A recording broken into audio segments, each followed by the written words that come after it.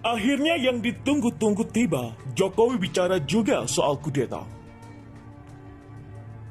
Saat bertemu dengan Perdana Menteri Malaysia Muhyiddin Yassin di Istana Merdeka, Jakarta pada Jumat hari ini, Jokowi menyinggung isu kawasan terutama yang terjadi di Myanmar.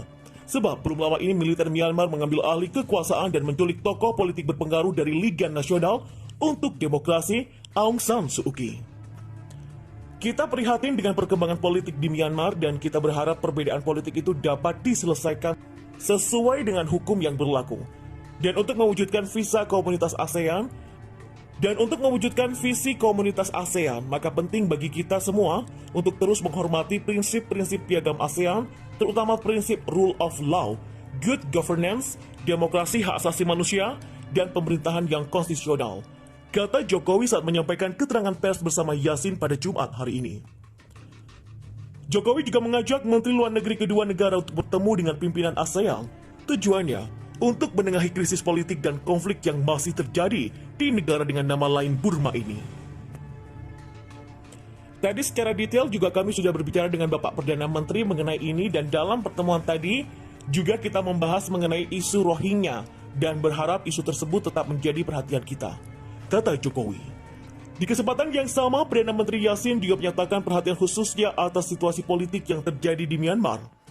Ia mengatakan, pemerintahannya secara serius mengamati proses demokrasi di negara kawasan karena bisa juga berpengaruh pada stabilitas politik dan keamanan di negeri jiran. Sehubungan dengan ini, saya juga sangat bersetuju dengan cadangan supaya kedua-dua Menteri Luar Negeri diberi mandat untuk mencari kesepakatan supaya satu menyuarat khas ASEAN disahkan lagi bagi membincangkan perkara ini dengan lebih mendalam, kata Yassin.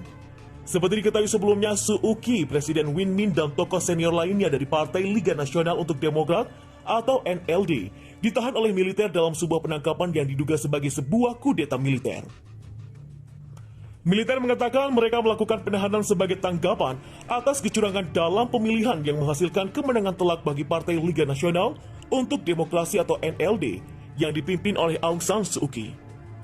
Saat ini militer Myanmar telah menetapkan keadaan darurat selama 1 tahun dan menunjuk Panglima Militer Min Aung Hlaing sebagai pejabat presiden.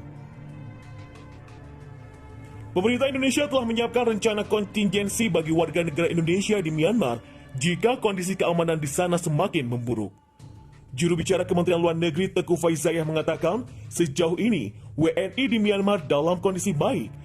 Selain itu, masih bisa melakukan kegiatan serta aktivitas sehari-hari. Terdapat sekitar 500 orang warga negara Indonesia yang saat ini berada di Myanmar.